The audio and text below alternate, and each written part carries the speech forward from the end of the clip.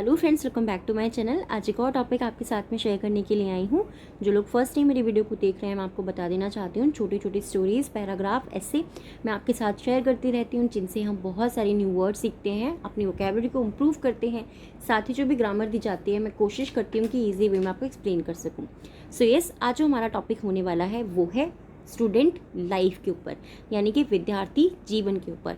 और इसमें जितने भी हम सेंटेंस सीखेंगे आपको मिक्स मिलने वाले हैं। और ये जो तरीका है, जिस तरीके से मैंने अब आपको पढ़ाना शुरू किया है, आपको कैसा लग रहा है, आप प्लीज़ मुझे कमेंट बॉक्स में ज़रूर बताइएगा, जिससे कि मैं इसे कंटिन्यू रख सकूं। अगर आपको लगता है कुछ और सजेशन आपको मुझे देने हैं, तो वो भी आप मुझे कमेंट बॉक्स में दे सकते हैं। स्टार्ट करते हैं रीडिंग, और आज हमारे इस टॉपिक को देखते हैं क्या है इसके अंदर।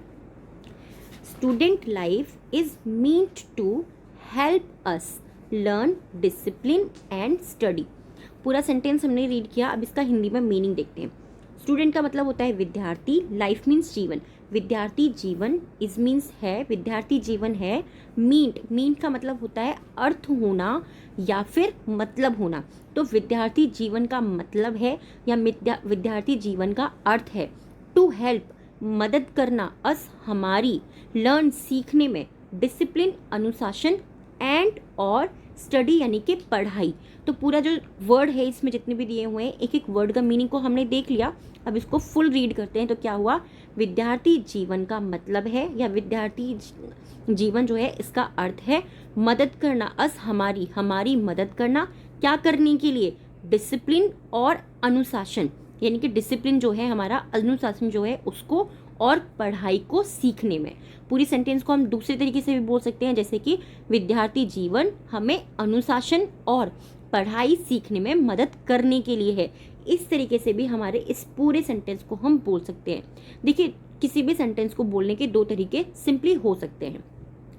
डिस्पाइट दैट, इसके अलावा या इसके बावजूद। ये जो दोनों वर्ड है ना, मोस्ट ऑफ द टाइम में एक साथ ही आएंगे। अब जब भी आप देखोगे, डिस्पाइट का मतलब भी होता है इसके बावजूद, और अगर डिस्पाइट दैट लिखा हुआ कहीं पर है तो इसका मतलब भी इसके बावजूद होता है। लाइफ मतलब जीवन, इज मीन्स है क्वाइट, क्वाइट मीन्स होता है काफ़ी, इंजॉयबल आनंदमय। ठीक है, तो सिंपली हम बोल सकते हैं इसके अलावा, इसके अलावा लाइफ जो है, जीवन जो है वो काफ़ी आनंदमय है।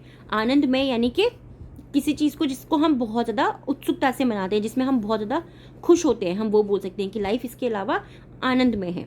The struggle is low in student life.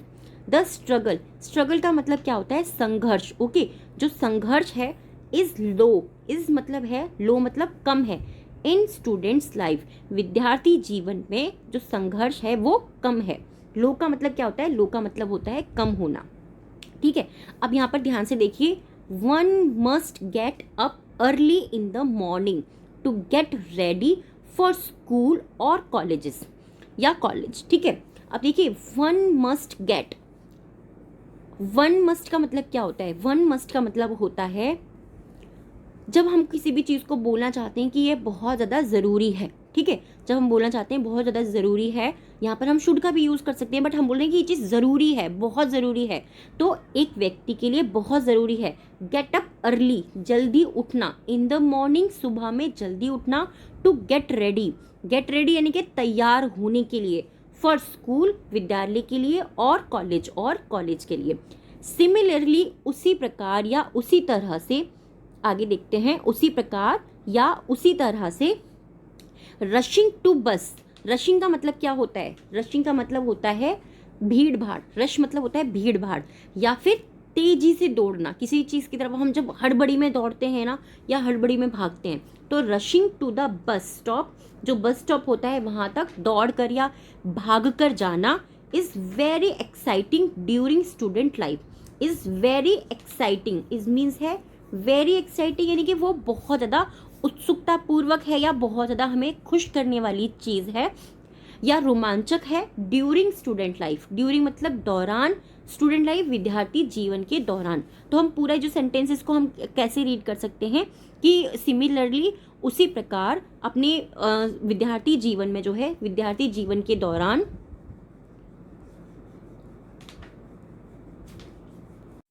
तो उसी प्रकार जो है विद्यार्थी जीवन के दौरान, हमारा स्टूडेंट लाइफ के दौरान बस स्टॉप तक भाग कर जाना जो होता है वो बहुत रोमांचकारी होता है। एक्साइटिंग यानी कि उत्सुकतापूर्वक या रोमांचकारी, मतलब जिसमें हम बहुत ज़्यादा खुश हो जाते हैं। द मदर्स, जो मदर्स होती हैं, जो मम्मियाँ होती हैं, constantly remind us to hurry up and not be late. The mothers, जो मम्मियाँ होती हैं, ठीक है, जो हमारी माताएं होती हैं, जो हमारी मम्मियाँ होती हैं, कॉन्स्टेंटली रिमाइंड अस, कॉन्स्टेंटली मतलब लगातार, रिमाइंड अस, रिमाइंड का मतलब क्या होता है, याद दिलाना, ठीक है, लगातार वो हमें याद दिलाती हैं, अस मीन्स हमें, लगातार वो हमें याद दिलाती हैं, to hurry up, hurry up मतलब जल्दी करने की, and not to be late, और देर ना होने की, ठीक है, देर ना करने की और जल्दी करने की, वो हमारी जो मम्मियाँ होती हैं वो हमें लगातार याद दिलाती हैं। कॉन्स्टेंट रिमाइंड यानी कि किसी भी चीज़ को जब हम बार बार याद दिलाते हैं, इस तरीके से। It is no less than, it is यह है, नो लेस देन ये किसी चीज़ से कम नहीं है, अ मंत्रा एक मंत्र से, ये किसी मंत्र से कम नहीं है। नो लेस देन यानी कि ये किसी से कम नहीं है, किस चीज़ से, ये किसी मंत्रा से कम नहीं है। फॉर ऑल मदर्स, हर जितनी भी माताएं होती हैं, फिर जितनी भी मम्मियाँ जो होती हैं, उनके लिए किसी मंत्र से कम नहीं है। क्योंकि क्या होता है ना, मोस्ट ऑफ द टाइम आपने देखा होगा सभी मम्मियाँ अपने बच्चों को यही सब चीज़ें कह रही होती हैं, जल्दी करो, देर ना हो जाए, देर ना हो जाए। तो वो क्या होता है, यहाँ पर क्या कहा जा रहा है कि ये सब मम्मियों के लिए, जितनी भी मम्मियाँ होती हैं, ऑल मम्मीज़ यानी कि जितनी भी मम्मियाँ होती हैं, उनके लिए किसी मंत्र से कम नहीं है, क्योंकि वो उसको बार बार जप कर रहे हैं। मंत्र का मतलब क्या होता है, किसी भी चीज़ को बार बार रटना, ठीक है, या बार बार बोलना। इन एडिशन, इसमें जोड़ते हुए या इसमें शामिल करते हुए या इसके अलावा, दोनों ही वर्ड में हम इसको बोल सकते हैं। इन एडिशन है इसमें जोड़ते हुए। There are other exciting moments, there are यहाँ है other exciting moments, other means दूसरे या फिर अन्य, दोनों हम बोल सकते हैं इस वर्ड के लिए, ठीक है, दो वर्ड मैंने आपको बता दिए। There are other exciting moments, वहाँ पे जो है अन्य और भी बहुत सारे रोमांचक पल होते हैं, ठीक है। मोमेंट का मतलब होता है पल होना या फिर क्षण होना। तो क्षण जो है हम लोग बहुत ज़्यादा यूज़ नहीं करते, पल वर्ड को हम बोल सकते हैं, तो सिंपली इसको हम बोलेंगे। तो इसके अलावा स्टूडेंट लाइफ में यानी कि विद्यार्थी जीवन में और भी रोमांचक पल होते हैं। वी मतलब हम, समटाइम्स फॉरगेट टू, कभी कभी, या वी मतलब हम, समटाइम्स कभी कभी, फॉरगेट टू, फॉरगेट मतलब क्या होता है, भूलना, कभी कभी हम भूलते हैं। ऐसा क्यों बोला है, क्योंकि यहाँ पे फर्स्ट फॉर्म का ही यूज़ किया गया है, तो ये भूलते हैं, कभी कभी हम भूलते हैं। कंप्लीट आवर होमवर्क, ठीक है, कभी कभी हम, हमारा जो होमवर्क होता है, जो हमारा गृह कार्य होता है, जो हमें स्कूल से मिलता है होमवर्क, उसको पूरा करना भूल जाते हैं। एंड और then pretend to find the notebook, तब प्रिटेंड करते हैं। प्रिटेंड का मतलब क्या होता है, किसी चीज़ का दिखावा करना, ठीक है, तब हम दिखावा करते हैं या फिर नाटक करते हैं। टू फाइंड, खोजने का या फिर ढूंढने का। द नोटबुक, जो हमारी नोटबुक है, फिर हम उसे ढूंढने या खोजने का ड्रामा करते हैं, मतलब कहते हैं ना कि नाटक कर रहे हैं, ये तो प्रिटेंड कर रहा है, वो चीज़ एक्चुअल में नहीं हो रही, वो चीज़ दिखाई जा रही है, किसी के सामने प्रिटेंड की जा रही है। व्हेन, जब the teacher ask for it, जब हमारे टीचर आस्क फॉर इट, जब हमारे टीचर बुक को मांगते हैं या नोटबुक को मांगते हैं या उसके लिए पूछते हैं, तब हम प्रिटेंड करते हैं, यानी कि उनके आगे दिखावा करते हैं या फिर नाटक करते हैं अपनी जो नोटबुक होती है उसको ढूंढने का, ठीक है, या उसको खोजने का। तो सिंपली आप लोगों को आई थिंक समझ में आ रहा होगा, फाइंड मतलब ढूंढना, प्रिटेंड मतलब नाटक करना या दिखावा करना, नोटबुक मीन्स किताब होता है, सिंपली ये पता है। और व्हेन, जब हमारे जो टीचर होते हैं आस्क फॉर इट, जब वो हमें पूछते हैं। With the examination time around the corner, with the examination time, with मतलब साथ में होता है, बट यहाँ पर मीन्स अब क्या हो गया, परीक्षा का समय नज़दीक आने के साथ, ठीक है। एग्जामिनेशन टाइम जो होता है, परीक्षा का समय नज़दीक आने के साथ। अराउंड द कॉर्नर का मतलब हो गया किसी चीज़ का बहुत पास आ जाना, ठीक है, अराउंड द कॉर्नर किसी चीज़ का बहुत ज़्यादा पास आ जाना। तो इसका मीनिंग क्या है, जब परीक्षा का समय बिल्कुल नज़दीक आ जाता है, बहुत पास आ जाता है। The fun stop for a while, जो फन, जो मज़ा होता है, स्टॉप्स, वो थम जाता है या फिर वो रुक जाता है। स्टॉप्स का मतलब क्या हो गया, रुक जाना, ठीक है, रुक जाता है। फॉर अ वाइल मीन्स थोड़े समय के लिए, ठीक है, फॉर अ वाइल मतलब थोड़े समय के लिए, बट लेकिन नॉट लॉन्ग, लेकिन लंबे समय के लिए नहीं। फन जो होता है, मज़ा जो होता है, वो एग्ज़ाम टाइम में, एग्जामिनेशन टाइम के अंदर थोड़ा सा देर के लिए जो है उसको ब्रेक लगा दिया जाता है, बच्चे थोड़ा सा टाइम के लिए अपना एंटरटेनमेंट को भूल जाते हैं, बट क्या होता है लंबे समय के लिए नहीं भूलते हैं वो, ठीक है। One of the most exciting thing, जो सबसे रोमांचकारी जो चीज़ होती है या जो सबसे रोमांचक चीज़ जो होती है about student life is getting, about के बारे में, स्टूडेंट लाइफ विद्यार्थी जीवन के बारे में, इज गेटिंग। गेटिंग का मतलब क्या होता है, पाना, खोना, होना, बहुत सारे वर्ड में आपको ये चीज़ बता चुकी हूँ।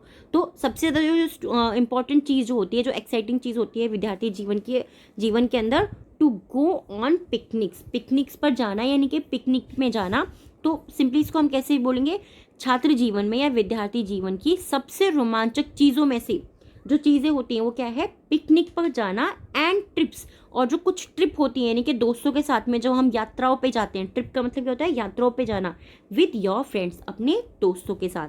आई होप फ्रेंड्स ये टॉपिक जो है आपको सिंपली समझ में आया होगा। मैंने कोशिश करी है सिंगल वर्ड का मीनिंग आपको बताने की। आपको ये टॉपिक कैसा लगा है प्लीज़ आप मुझे कमेंट बॉक्स में चीज़ ज़रूर बताइएगा। आज के जो 3 वर्ड हैं जिनसे आपको सेंटेंस बनाना है बहुत ईजी हैं, कई बार मैं आपको दे चुकी हूँ, आज भी आपको ज़रूर बनाने हैं। फर्स्ट है इंजॉयबल, इसका मतलब होता है आनंद में, यानी कि कोई भी चीज़ जिसे करने में हमें खुशी हो रही है, ठीक है, ये चीज़ याद रखिए। कॉन्स्टेंटली, लगातार, एग्जामिनेशन यानी कि परीक्षा। इन तीनों वर्ड से आपको सेंटेंस बनाना है, कमेंट बॉक्स के अंदर लिखना है। डिक्टेशन के जो 3 वर्ड मैं आपको दे रही हूँ वो भी थोड़े से अलग रहेंगे, क्योंकि आज मैं वो आपको इस टॉपिक में से नहीं दे रही हूँ। इस टॉपिक में जो है बहुत ईजी से वर्ड हैं, तो थोड़ा सा डिफिकल्ट वर्ड आज हम देख लेते हैं। आज जो फर्स्ट हमारा वर्ड रहेगा वो है सेपरेट। नेक्स्ट वर्ड है डिक्टेशन का मैक्सिमम, एंड थर्ड है priority. Separate, maximum and third priority. I hope ये वीडियो और ये टॉपिक आपको ज़रूर पसंद आया होगा, और प्लीज़ आप मुझे कमेंट बॉक्स में ये चीज़ ज़रूर बताइएगा इस तरीके से आपको वीडियोस पसंद आ रहे हैं या नहीं आ रहे। Thanks for watching and thanks for your time.